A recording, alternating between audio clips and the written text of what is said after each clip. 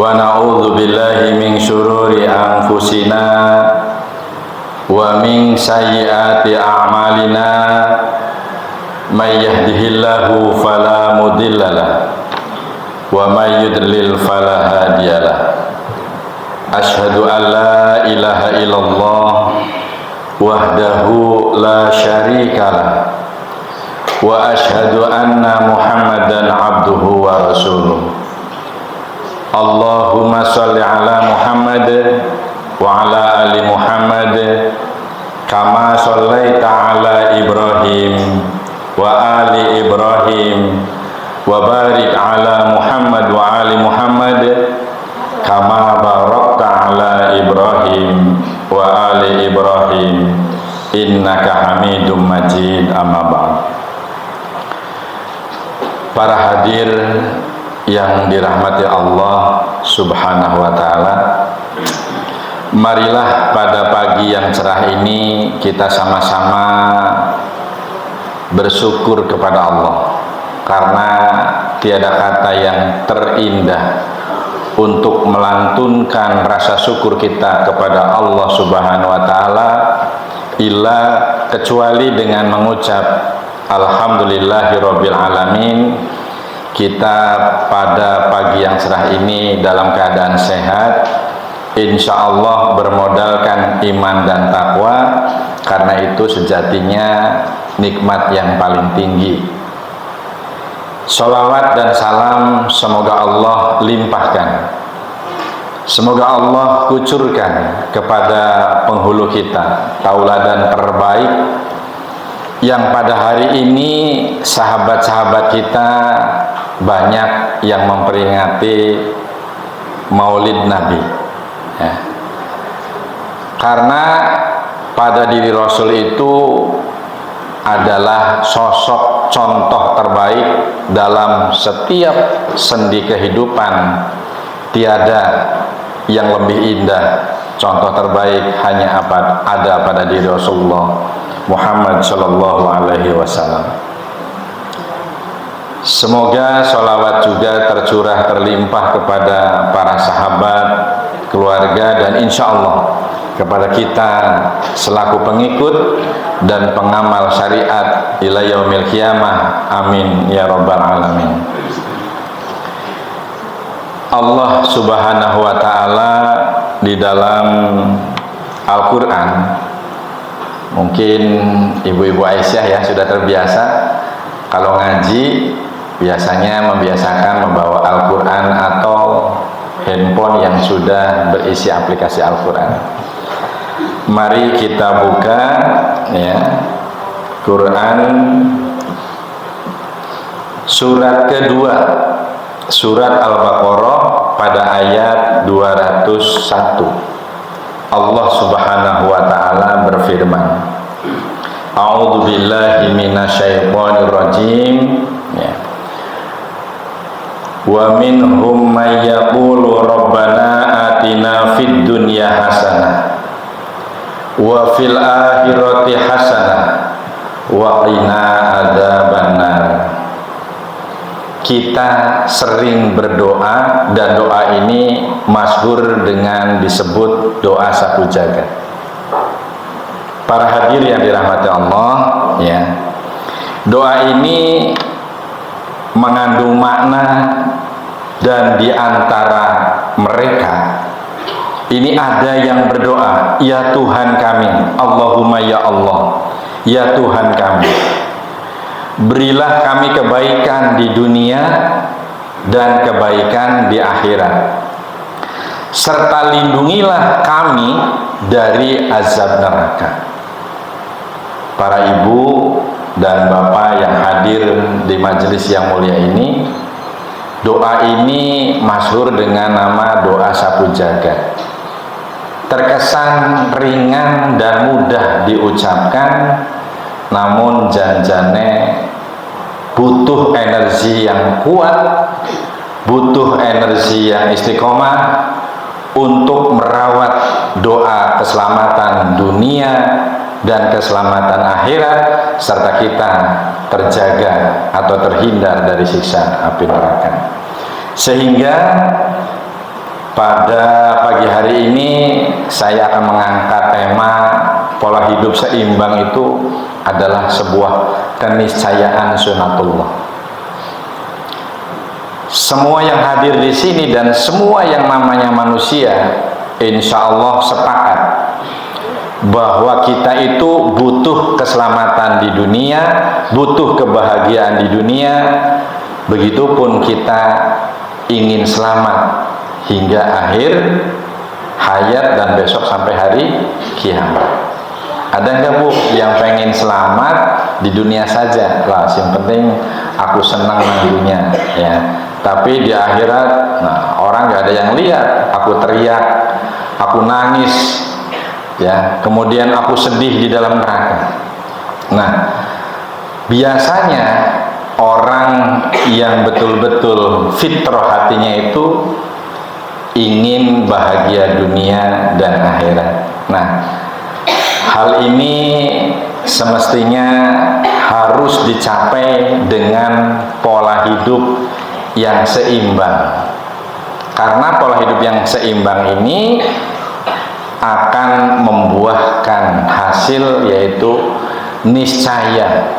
Niscaya itu adalah sebuah harapan yang sangat besar, harapan kebaikan yang sempurna, harapan keindahan yang betul-betul dibutuhkan oleh yang namanya manusia sesuai dengan sunatullah. Pengen senang di dunia dan pengen bahagia di akhirat.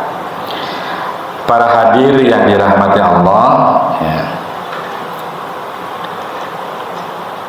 Ayat ini memang sering dibaca di dalam doa-doa, baik ketika di dalam ibadah sholat, termasuk di dalam ibadah haji, ya Bu ya. Sering mendengar cerita mungkin, ya, pada saat kita berangkat ibadah haji. Haji itu dalam pengertian istiqoah atau mampu, itu kadang-kadang di kalangan haji Indonesia, di hajinya orang-orang kita itu ada yang disebut, ini guyon sedikit Bu ya, haji minimalis, ya. Bisanya mung doane Robbana atina fid dunya hasanah wa fil akhirati hasanah wa qina adzabannar, ya. Jadi ini ceritanya sedikit guyon sedikit, karena biasanya suasana seperti ini mata pengennya yang hangat-hangat, ya. Kemudian bibir juga inginnya dimanja dengan kopi yang hangat, ya. Nah, ini mungkin pikiran dan hati kita pun butuh kehangatan, ya. Seperti sang surya bersinar di pagi hari ini memberikan kehangatan kepada kita semua. Namun sang surya bersinar tak pernah minta imbalan, ya. Semoga kita beribadah pun bukan hanya ibadahnya kayak calon-calon anggota dewan, ya.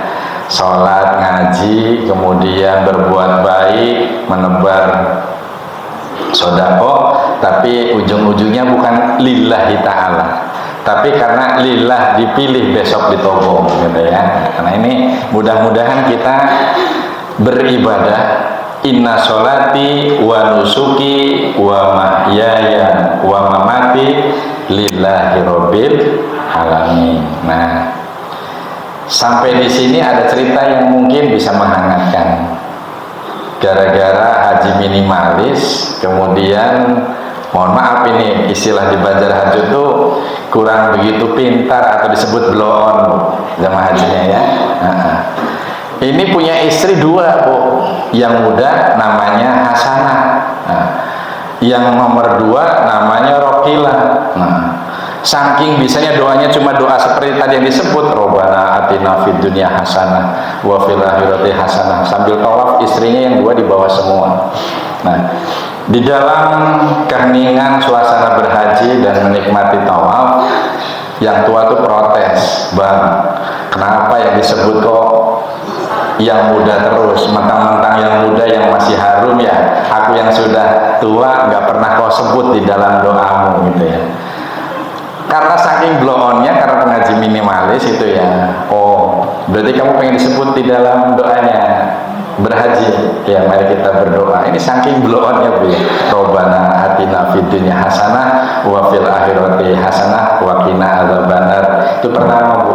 Terus yang kedua, Robbana atina rokilah wa fil akhirati rokilah gitu. Ini mudah-mudahan tidak terjadi di kalangan umat Islam di dalam memahami tadi.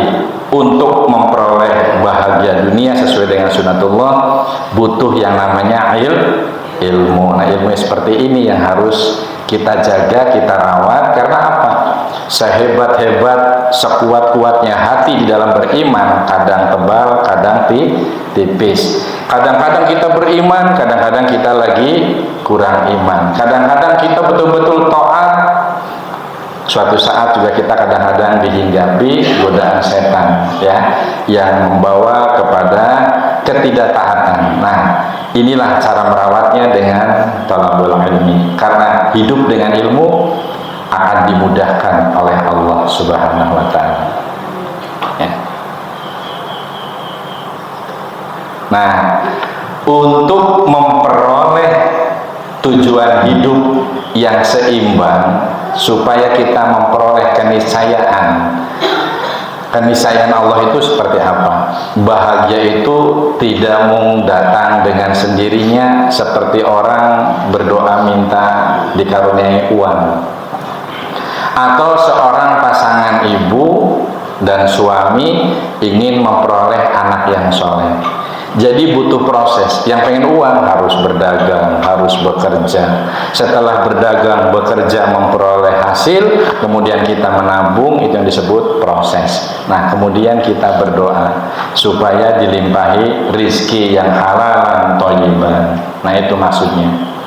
Nah, sehingga untuk memperoleh keniscayaan tadi, Allah memberikan aturan.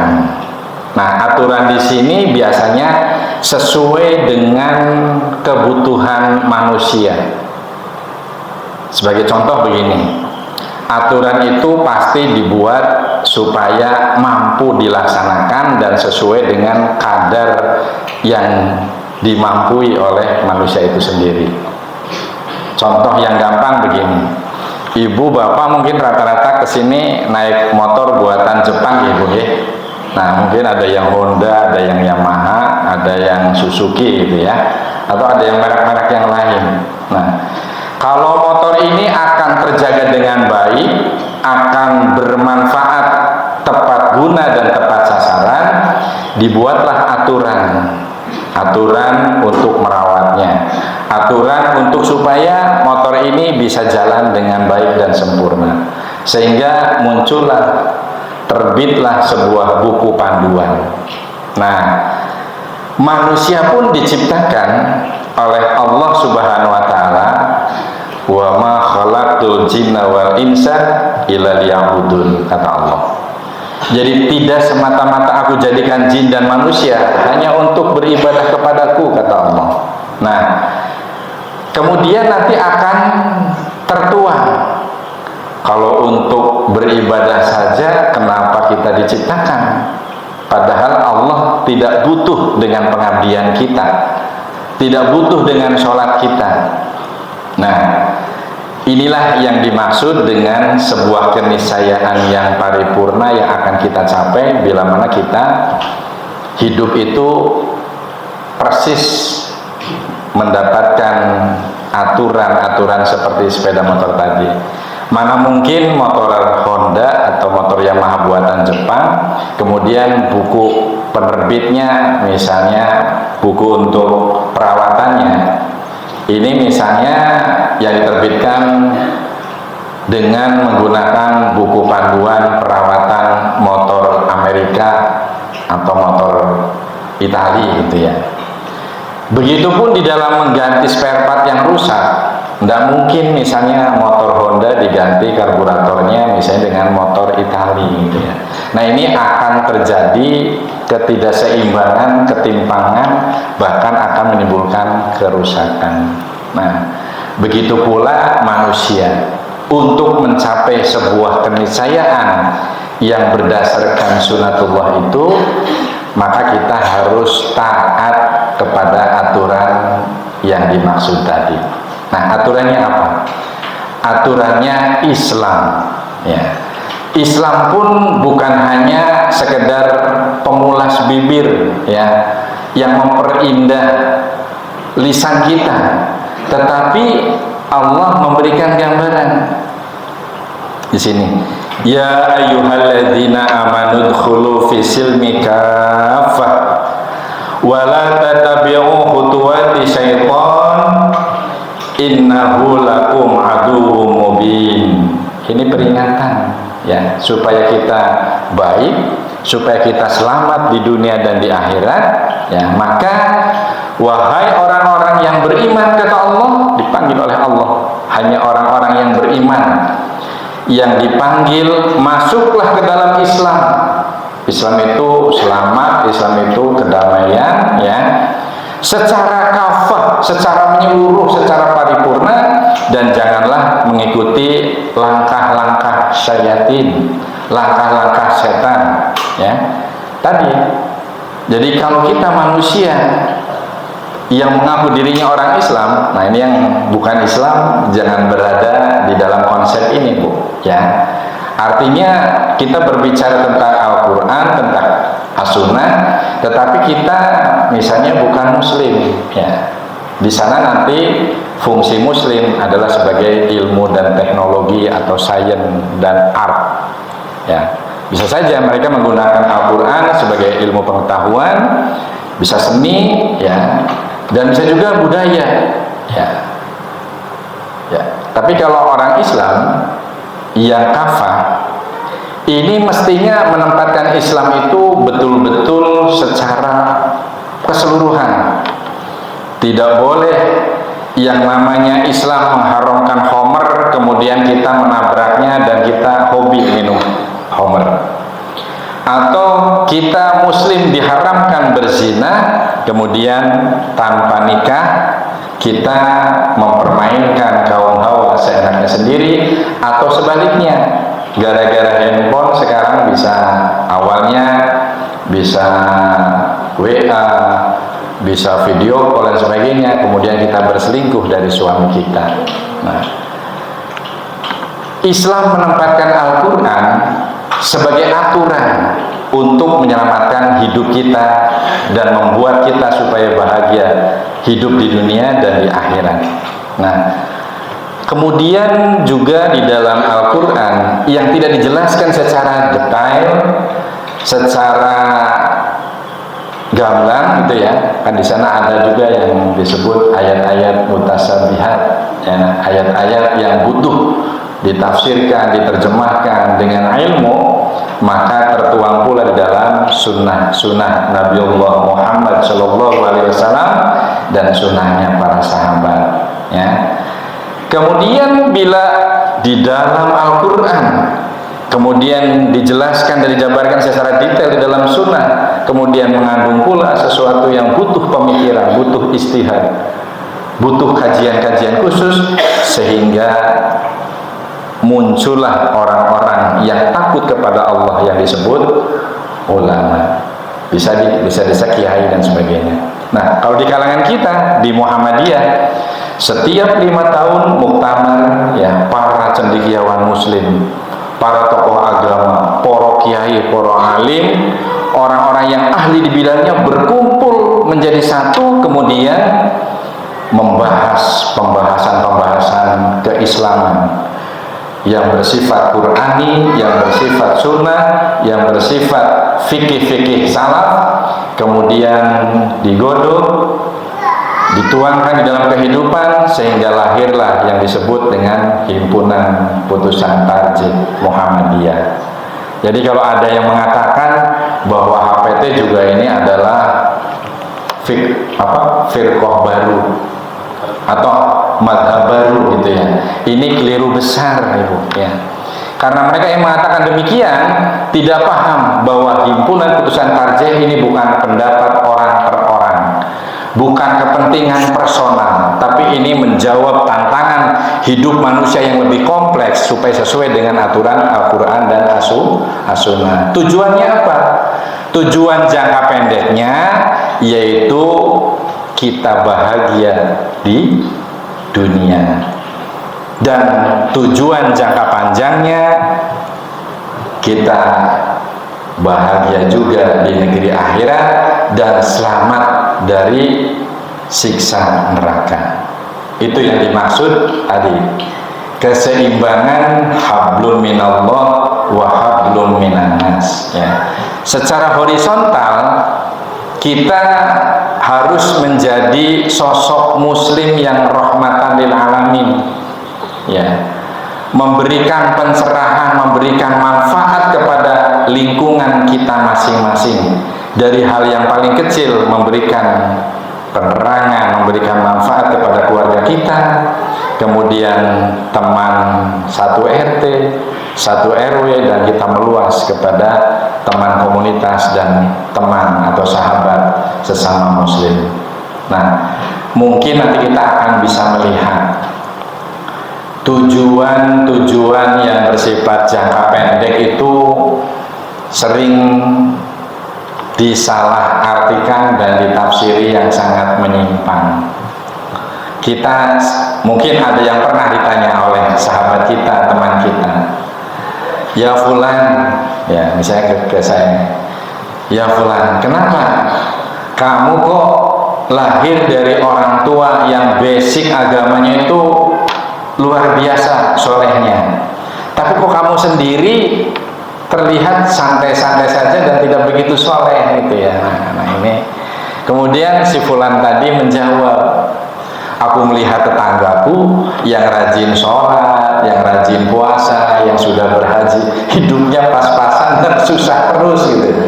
Nah ini menjadi barometer, ya sudahlah, saya mending namanya mengandalkan nasib.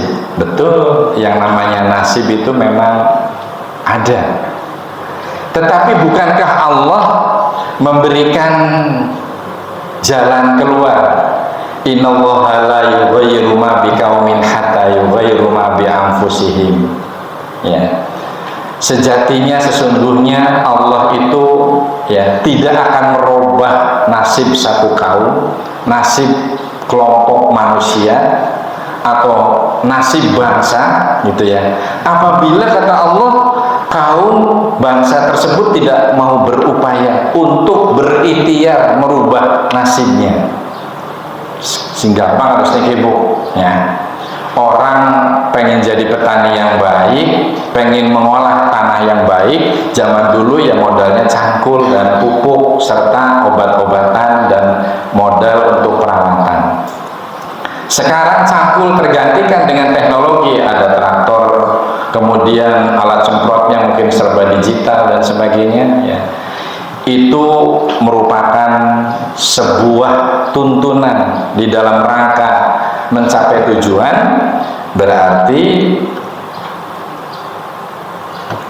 apa namanya, butuh alat bantu untuk merubah nasib kita. Pak Guru mungkin sangune pulpen ya Pak. Nah, kemudian Pak Mantri, Bu Bidan, Pak Dokter sangune alat suntik dan obat-obatan ya. Ini adalah tadi alat-alat yang dibutuhkan untuk mencapai tujuan, supaya tujuan jangka pendek di dunia itu yang namanya bahagia di dunia tercapai. Tapi untuk urusan bahagia akhirat yang disebut dengan tujuan jangka panjang, itu adalah tujuan mardhatillah, ridho Allah. Terkait tadi yang dikatakan oleh si fulan, tangganya nyong, biar orang Tegal ya, tangganya inyong ya, sholatnya rajin, puasanya rajin, hajinya juga sudah dilaksanakan, tapi hidupnya pas-pasan dan susah. Itu bukan tujuan akhir orang untuk selamat jangka panjang. Kalau memang ada orang yang sholatnya rajin, puasanya rajin, kemudian hidupnya soleh, kemudian dia hidupnya juga makmur, itu hanya sekedar tujuan jangka pendek yang berpihak atau dialami oleh orang yang sukses bahagia di dunia. Tetapi ukuran bahagia di dunia itu sebenarnya sangat relatif, ya. Mungkin kita perlu menyikapi seperti ini. Mending makan godok tela daripada makan roti yang nikmat daripada mimpi. Begitu ya Bu ya. Ternyata setelah dibangunkan, ternyata aku mimpi rotinya tidak ada di sisiku gitu ya. Ya lebih enak makan roti. Artinya lebih baik kita itu dianggap tidak sukses, tetapi kita menikmati hidup ya. Karena kehidupan yang bahagia ini saya terharu Bu, sampai Mas Irwan kemarin ikut admin ya pada saat wisuda Ananda saya yang bungsu. Nah, ada seorang tukang becak yang hidupnya pas-pasan, tetapi ikut putrinya itu di wisuda dan menjadi sosok orang yang berprestasi dan menjadi contoh untuk para kalangan mahasiswanya. Sampai kedatangan wisudanya pun bapaknya yang boseh, yang genjot becak, kemudian ibu dari si mahasiswi tadi naik di becak bapak tersebut. Kemudian kemarin datang pada saat wisuda disambut oleh rektor Universitas Muhammadiyah Purwokerto. Ini luar biasa. Jadi beliau itu mengatakan nikmat terindah ya, yang tadi disebutkan, nikmat terindah dari yang namanya sukses jangka pendek, beliau beribadah kepada Allah dengan taat, itu bisa menyekolahkan, bisa mengkuliahkan anaknya dan menjadikan seorang mahasiswi yang sukses.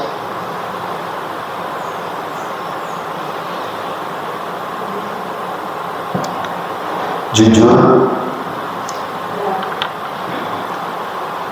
kita yang pada saat hadir di sana Bu,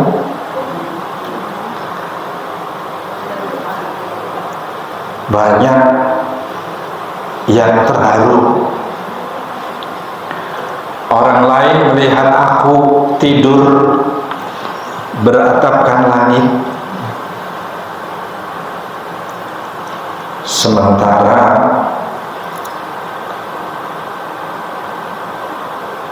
orang-orang yang hidupnya dengan kasur empuk, kemudian ruangnya ber-AC-kan yang membuat nyaman tidurnya, tetapi sampai-sampai melupakan panggilan hayya 'alas shalah, as-shalatu khairum minan naum.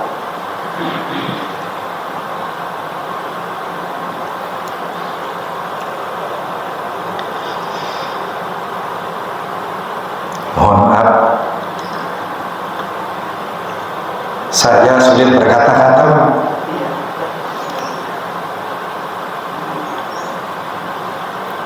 Sementara beliau membandingkan kehidupannya yang dianggap oleh orang lain susah, tetapi beliau sendiri justru menikmati hidup.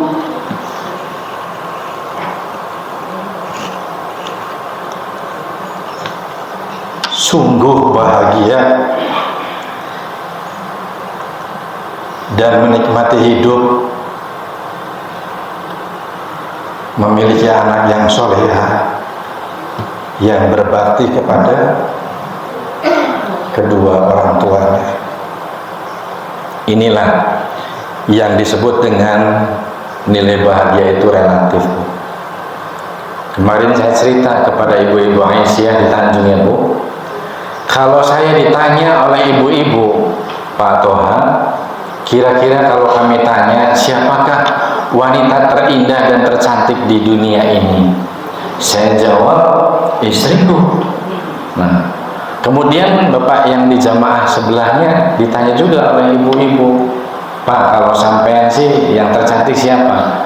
Insya Allah kalau suami yang betul-betul menikmati indahnya rizki dari Allah dengan tadi ruh sunatullah itu ya, itu akan menjawab istriku, bukan seperti Fufu Fafa ya, katanya sudah punya istri tapi pengen nenen sama Syahrini gitu ya. Ini kan luar biasa, jangan dicontoh ya.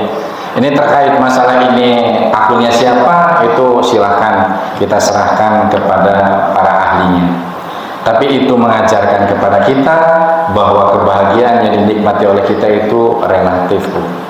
Ada yang mungkin dengan profesi guru tapi bisa menikmati karena beliau dengan ilmunya itu selalu berharap supaya bisa memberikan manfaat kepada orang lain, mencerdaskan anak bangsa, dan investasi ilmu supaya bisa besok menolong menjadi ilmu yang manfaat di akhirat.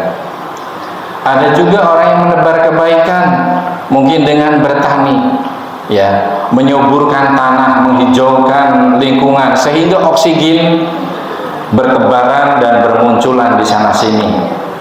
Karena jangan dianggap petani itu adalah seorang investor oksigen, Bu.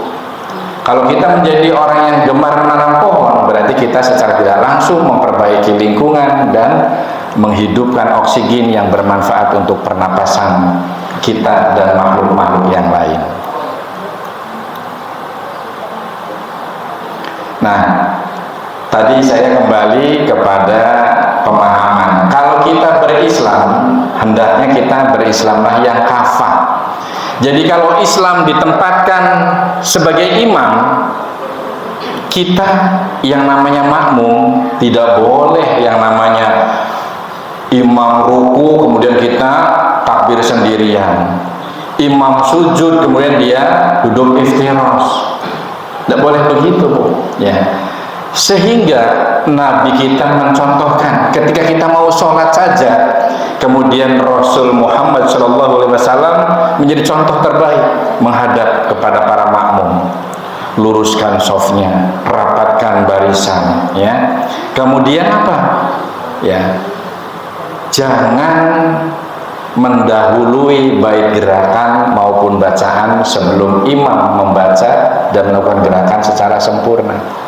Sekarang masih sangat banyak makmumnya belum siap, shofnya masih pada bolong-bolong, masih ada yang di luar, kemudian imam Allahu Akbar. Nah, ini imam yang seperti ini berarti sudah meninggalkan Al-Quran sebagai imamnya. Al-Quran mengatakan bahwa la ilaha illallah, tiada Tuhan, tiada ilah yang patut disembah kecuali Allah. Tetapi boleh saja bibir berkata-kata la ilaha illallah, tapi dagangnya rugi, dagangnya bangkrut, dagangnya sulit, kemudian datang ke paranormal, datang ke para peramal, ya.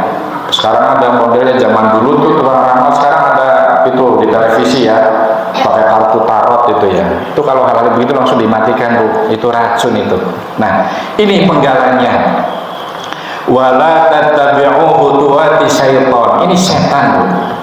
Tontonan, hiburan yang membawa arah kepada tindakan-tindakan setan, maka hindari dan jauhi. Innahu, kata Allah, ya lakum aduwwum mubin. Karena sejatinya setan itu, langkah-langkah setan itu adalah musuh yang sangat nyata bagimu. Kira-kira siap? Apa siap? Siap ya? Nah, jadi kalau kita berislam yang kafah, ya. Sini ada pedagang buatan. Kalau ada pedagang, ada petani, atau ada PNS ya, PNS bisa. Wailul lil mutaffifin.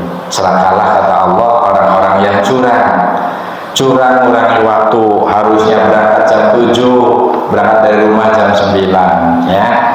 Mestinya harus memberikan pengajaran yang manfaat kepada anaknya, kemudian main TikTok di dalam kelas, anak sementara ramai dan bersenda gurau.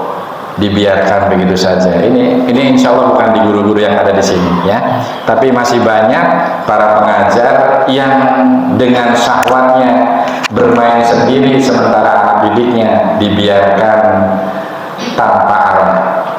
Sehingga sekarang muncul fenomena ketika guru menjewer apa ya, melintir telinga murid, itu sudah langsung diadukan ke KPAI Pak ya.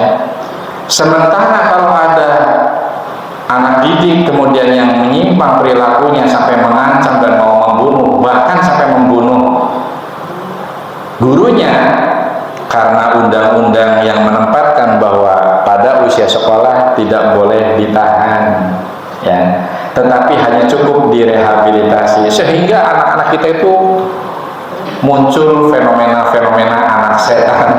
Nah, ini banyak sekali. Baik para ibu dan bapak yang dirahmati Allah, mungkin untuk menyingkat waktu ini ada beberapa langkah konkret ya supaya kita bisa bahagia di dunia hingga di akhirat. Nah, ini yang pertama, semangat beriman dan berilmu ya. Karena ada semacam pernyataan, sebaik-baik orang yang bermanfaat hidupnya ini harus memiliki password dan apa, kalau orang sekarang tuh password dan kata sandi Bu ya. Jadi orang mengaku beriman, orang mengaku serba pintar, serba bisa ya, tetap oleh Allah betul kamu menjadi orang yang bermanfaat, memberikan pencerahan kepada pihak-pihak lain. Tetapi supaya tujuan jangka panjang, yaitu mardotillah, ridho Allah besok di akhirat, maka kita harus punya passwordnya Bu, punya kata sandinya, yaitu Islam itu passwordnya Al-Quran, kemudian kata sandinya sunnatullah, sunnatul Rasul ya. Nah ini kalau kita ditanya, kalau di daerah saya bukan Islam tapi dia keluar zakat, nyumbang sama orang lain yang sedang kesusahan, memberi makanan kepada orang-orang yang miskin, mereka berkurban, orang Islam dia pun nyembelih hewan kurban, tapi dia tidak berislam, dia tetap Cino dan beribadahnya di kelenteng, ada yang di gereja gitu ya. Nah, Allah itu akan memberikan hadiah kebaikannya hanya di dunia saja, karena tidak memiliki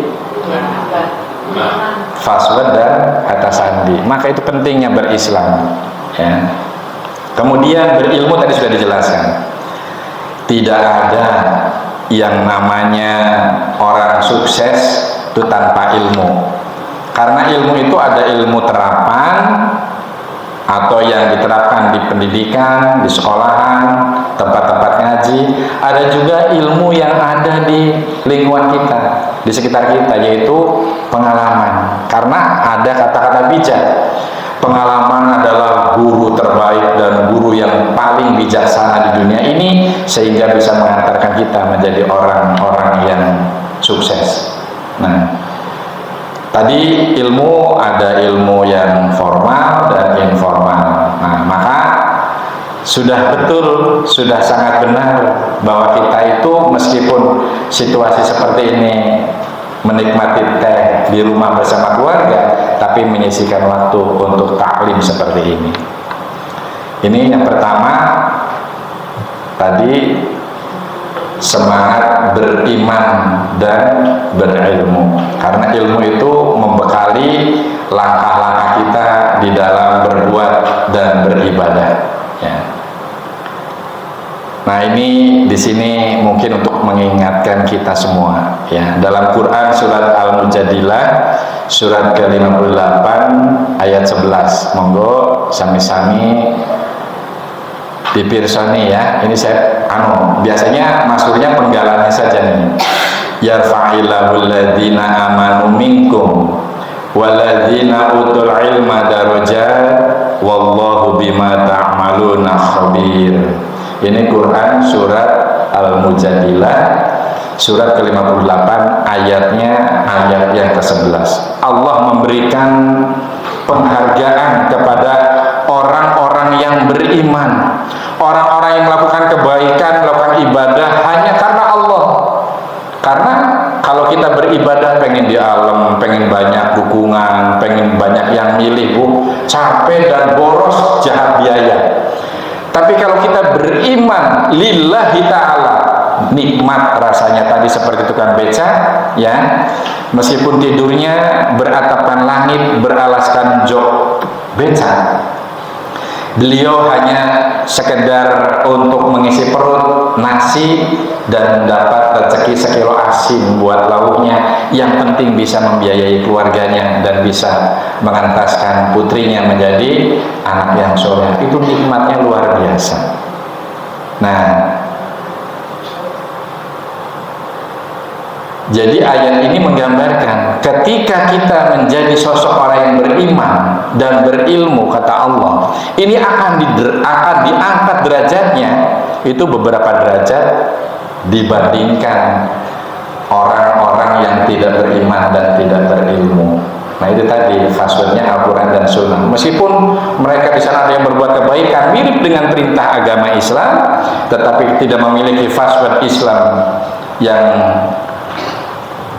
sandaran hukumnya Al-Quran dan Sunnah, sehingga hidupnya itu bahagianya itu bahagia jangka pendek, bahagianya di dunia dapat pujian, wah orangnya baik ya, ramah, senang sodako, meskipun bukan orang Islam, cuma itu. Tapi besok di akhirat tetap tempatnya neraka jahanam. Karena apa? Kafir itu adalah pengertian yang mereka semua saja, siapa saja, siapa saja yang tidak disentuh, tidak mengamalkan Al-Quran dan As-Sunnah atau yang disebut dengan berislam, itu maka Allah tidak memberikan ridho untuk bahagia jangka panjang, sehingga boleh bahagia di dunia tetapi akhiratnya nihil, nol, ya. Kemudian langkah yang kedua yaitu komitmen syahadat pada jalan tuntunan Sang Maha Esa. Nah, inilah yang membekali harga diri kita sebagai manusia. Karena banyak orang-orang di sekitar kita yang masih mengamalkan, ketika dia bersaksi asyhadu alla ilaha illallah wa asyhadu anna Muhammadan abduhu wa rasuluh. Aku bersaksi tiada Tuhan atau ilah yang aku sembah kecuali Allah.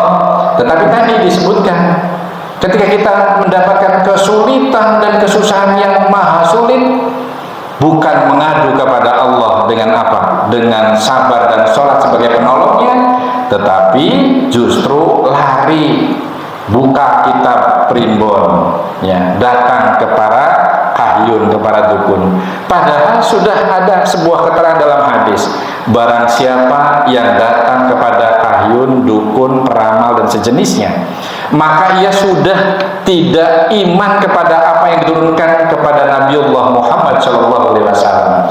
Berarti kita sudah syirik. Nah, kalau kita dipanggil oleh Allah yang namanya maut itu rahasia, silaka 12, Bu, ya, selosin silakan ya, Bu, ya. Angel diampuninya, ya, susah untuk diampuni, sehingga kita menjadi penghuni neraka. Nah,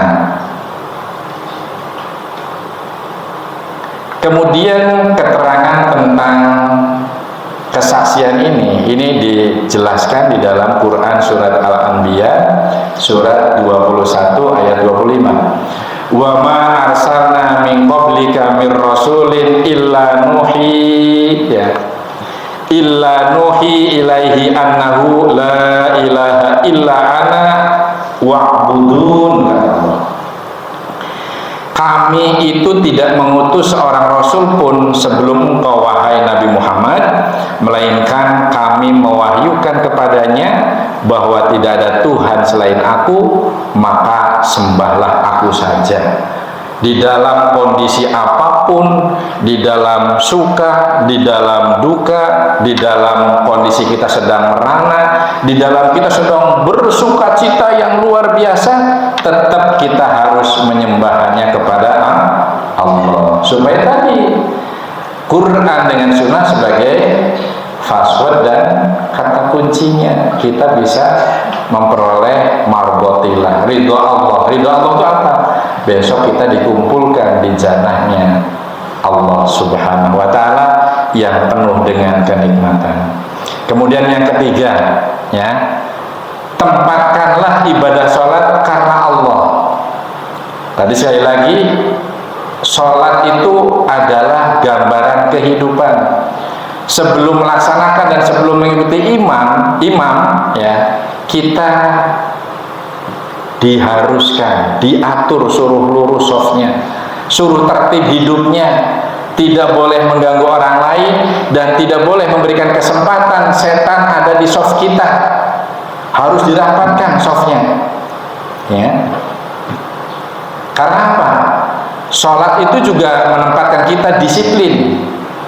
Ketika kita sering mendengar keutamaan sholat tepat pada waktunya, ya, janji Allah apa? Hanya surga yang penuh dengan kenikmatan. Dan yang namanya sholat ini adalah kunci keberhasilan yang maha paripurna. Di sini akan beroleh keuntungan yang super besar. Sudah super besar lagi, ya. Apa? Karena ibadah yang pertama kali dihisab akan dipertanggungjawabkan di hadapan Allah. Ini tentang sholatnya dulu, ya. Sebelum yang lainnya ditanya, maka bagaimana sholatmu?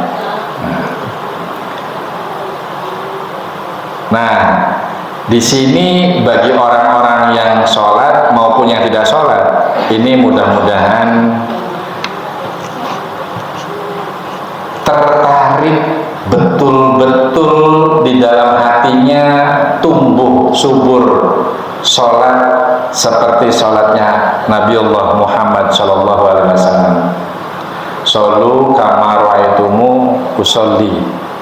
Jadi sholat juga kadang-kadang, Bu, ya, bisa menjadikan kita orang yang dikatakan pendusta agama. Orang yang sholat seperti apa, Bu?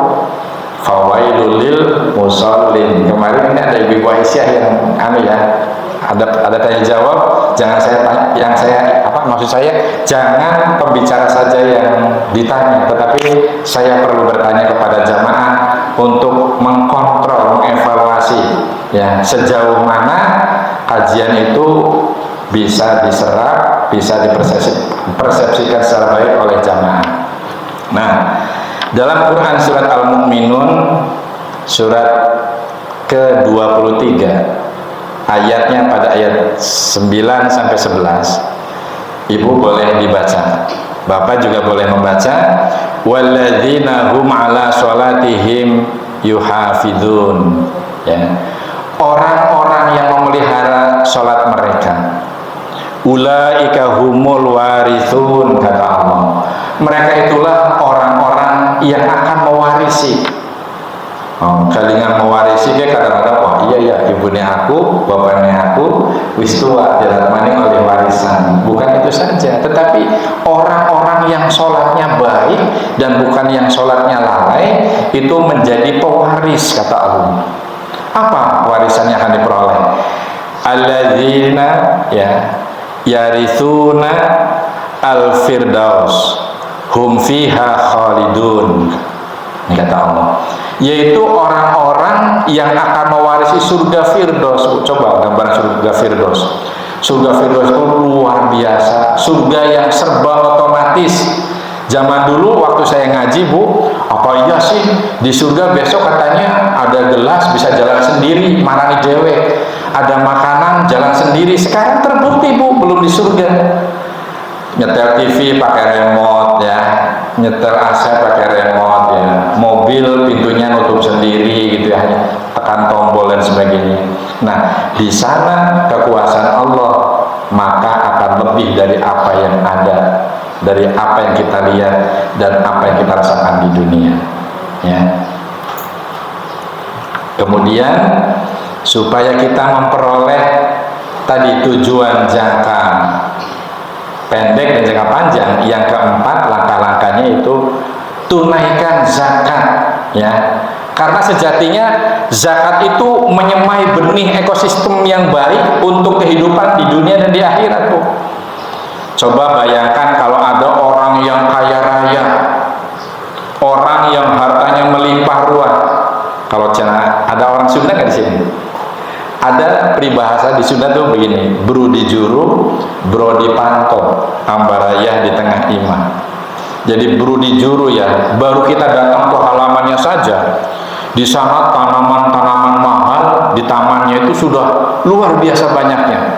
Bonsai yang harganya ratusan juta berjejer rapih dan dirawat secara indah itu di halamannya saja. Baru masuk ke pintunya saja, ya, bro dipantau, bro itu banyak di pintunya itu ada, sampai gemboknya pun, ini jadi ingat kisah Korun, ya, gemboknya saja terbuat dari emas itu, ya, saking kaya rayanya, Bu.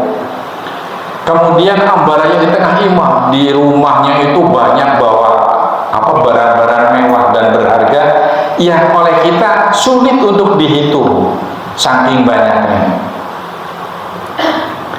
Namun orang yang seperti ini tidak mengeluarkan sedekah, zakat, kemudian tidak pernah infak.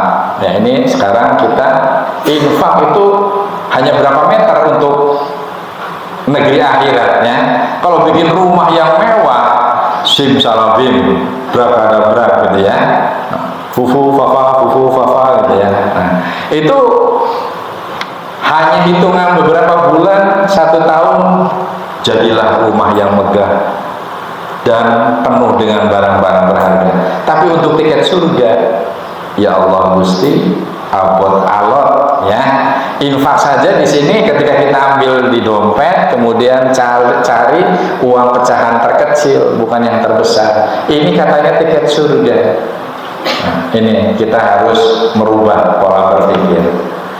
Karena nanti coba setelah pengajian, buka dompet masing-masing, keluarkan untuk sedekah, untuk infak, untuk sedekah jariah, ya, dengan uang pecahan terbesar, ya. Coba kalau setiap kajian seperti ini, sediakan, keluarkan infak terbaikmu, gitu, ya. Insya Allah ini cepat tertutup. Nah, siap ya ibu-ibu, ya. Nah, inilah yang dimaksud dengan tadi tujuan jangka panjangnya itu mardotillah, ridho Allah. Jadi kalau ada orang yang sodako, ada orang yang berinfak kemudian dengan tujuan-tujuan bukan karena Allah, itu hanya memperoleh kebahagiaan di dunia saja. Itu kalau obatnya cuma hanya reaksinya saja, tapi tujuan utamanya adalah sembuh yang paripurna.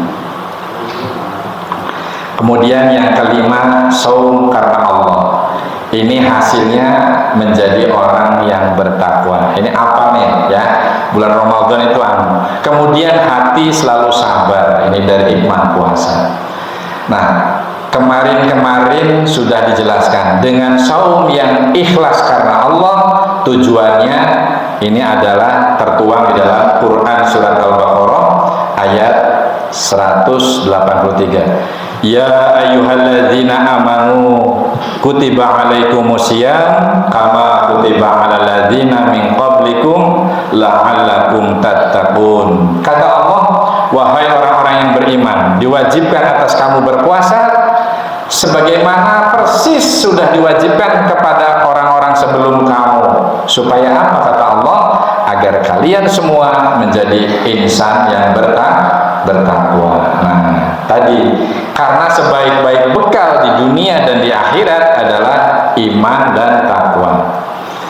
Ada beberapa hadis, ya, yang menjelaskan kalau orang yang sedang berpuasa, Bu, hatinya itu tenang, sabar. Ketika ada orang yang bikin marah, semarah-marahnya saja, antum jangan bikin aku marah, antum jangan bikin aku sewot. Karena apa? Aku sedang berpuasa. Inilah yang menumbuh suburkan sifat sabar dan qanaah pada orang-orang yang berpuasa. Bukan itu saja, tujuan jangka pendeknya sudah dijelaskan. Orang yang berpuasa ini, meskipun hadisnya tidak sahih ya, saumu tasihu ya. Jadi sholat puasalah maka akan sehat. Tetapi ini tidak menabrak dengan beberapa keterangan. Ketika hendak berangkat ke masjid, maka pakailah pakaian yang terbaik, kemudian makan dan minumlah tidak berlebih-lebihan. Ini tuntunan. Jadi kalau kita mau masuk ke masjid, masjid itu kan gambaran kehidupan. Dari mulai berbaris, softnya ini, dari mulai kita nurut taat kepada imam, dari mana kita mulai mengamalkan Al-Quran, mengamalkan As-Sunnah, itu jadikan imam kehidupan kita. Kalau kata Quran ini halal, maka laksanakan. Kalau kata Quran tidak boleh, maka jangan dilakukan. Nah, itulah yang menempatkan Al-Quran dan As-Sunnah atau Islam sebagai imam. Maka hidup kita itu tadi hidup yang namanya jangka pendek ya.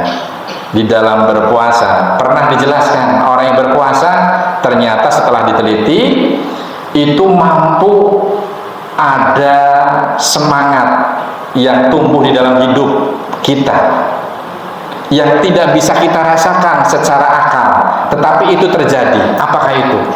Itu yang namanya mikrofag, pencernaan remik atau pencernaan kecil, Pak.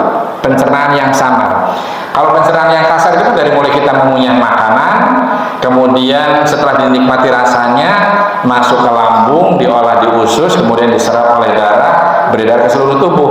Tetapi kalau mikrofag itu adalah pencernaan kecil maksudnya ya. Jadi pencernaan yang terjadi ketika sisa-sisa makanan yang dalam bentuk glikogen atau gula, lemak, atau dalam bentuk-bentuk serat dan lain-lainnya, ketika kita sedang berpuasa di dalam beraktivitas atau bekerja, sehingga tumpukan-tumpukan sisa-sisa sampah yang disimpan di dalam lever, disimpan di bawah otot, disimpan di dalam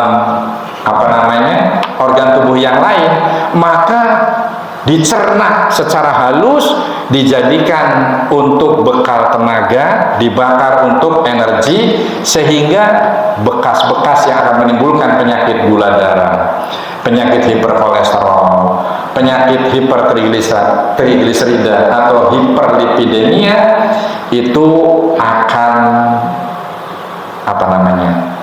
terkurangi, sehingga orang-orang yang senang berpuasa itu selamatlah hidupnya. Itu hanya efek samping yang maslahat, kebaikan-kebaikan dari efek samping puasa itu sendiri. Tetapi sejatinya kita berpuasa itu karena untuk mengharap apa? Ridho Allah, mardotillah, yang nantinya kita menjadi orang-orang yang bertakwa, hidupnya lurus, hidupnya lempeng, kemudian akan dipilih menjadi para pewaris surga atau firdaus. Nah, dari paparan yang saya sampaikan tadi, sehingga tujuan awal, tujuan jangka pendek, Robbana atina fid dunya, ya Allah berilah ya keselamatan, kebahagiaan dunia, kemudian wa fil akhirati hasanah, dan kebaikan serta keselamatan di akhirat itu akan kita raih. Kemudian kita juga akan terhindar dari adzab atau siksa api neraka. Sehingga sebagai kesimpulan dari keseimbangan pola hidup ini betul-betul akan menghadirkan sebuah keniscayaan ya. Ini berdasarkan tuntunan atau petunjuk-petunjuk dari Allah Subhanahu wa ta'ala, sehingga nanti kita menjadi orang-orang yang dipilih oleh Allah. Ini kesimpulannya, orang yang hidupnya seimbang saat kita beribadah tepat waktu, Saat kita bekerja tidak boleh korupsi dan tidak boleh menyimpang waktunya. Saat kita bertani tak boleh perbatasan orang lain dipaculi, ya. Ketika kita menjadi pedagang tak boleh kita mengurangi meteran dan timbangan. Ketika kita mendidik anak, kemudian gunakanlah cara-cara bagaimana mendidik ala Rasul Muhammad SAW. Jadikan Rasul adalah teladan terbaik di dalam berkeluarga, teladan terbaik di dalam bekerja, teladan terbaik di dalam berbangsa dan bernegara. Karena Islam itu meskipun turun di Arab, tetapi kalau kita teliti tidak ada ayat yang mengatakan ya Arabiyun, ya, wahai orang-orang Arab, gitu ya, nggak ada. Tetapi yang ada ya ayuhan nas, wahai manusia, bla bla bla bla bla, gitu ya. Kita boleh menjadi orang yang akan selamat dengan Islam ini, tidak mesti harus menjadi orang Arab. Boleh jadi Islam turun di negeri Arab sana karena pada saat terjadinya kemunduran moral, kemunduran pola hidup, ya, atau yang disebut dengan jahiliyah, ternyata sejarahnya terjadi di tanah Arab sehingga turun di sana. Tetapi aturan yang mengikatnya ya ayyuhan nas. Nah ini kalau yang bukan manusia jangan masuk di ranah ini, ya. Kita manusia semua, ya. Nah, insya Allah kalau kita merasa menjadi manusia, maka sami'na wa ata'na kepada yang disebut dengan Islam. Jadikan Islam sebagai imam. Jangan kita mengaku Islam tetapi kita meninggalkan dan menginjak-injak Islam dengan sengaja ataupun tidak sengaja. Sehingga harapan kita semua, irji'i ila rabbiki radiyatan mardiyah. Ya, ini dalam Quran surat Al-Fajr, ya. Ini pada ayat 28. Maka kembalilah kepada Tuhanmu dengan ridho dan diridhoi. Kita tuh kembali kepada Allah dengan ikhlas, tanpa paksaan siapapun dan pihak manapun. Kemudian dengan diridhoi, karena kita dengan menggunakan ilmu di dalam beribadahnya sehingga akan dimudahkan oleh Allah dan akan mendapatkan ridho dari Allah Subhanahu wa taala. Fadkhuli fi ibadi, kata Allah, ya. Lalu masuklah, kata Allah, kepada siapa masuknya? Kepada golongan, kepada kelompok-kelompok hamba-hambaku, kata Allah. Besok nanti akan digiring, ada kelompok sebelah kanan dan ada kelompok sebelah kiri. Nah, kemudian kata Allah, ini yang paling menggembirakan kita, wadkhuli jannati, kata Allah, ya. Dan masuklah ke dalam surgaku, kata Allah, yang penuh dengan kenikmatan. Itulah sedikit penjelasan tentang hidup itu perlu ada keseimbangan. Saat beribadah kita ibadah, saat bekerja juga jangan lupa ibadah, saat sedang berjuang pun kita tetap konsep Islam sebagai imam kita tempatkan paling terdepan dan kita ikuti dengan sami'na wa ata'na, sehingga kita insya Allah betul-betul akan menjadi tadi wadkhuli jannati, dan masuklah ke dalam surgaku. Amin ya rabbal alamin. Demikian saja kajian pada pagi hari ini. Semoga bermanfaat, dan bila ada salah-salah mohon dimaafkan, karena sejatinya manusia adalah tempatnya kekurangan dan kesalahan. Nasrul minallah wa fathun qarib. Assalamualaikum warahmatullahi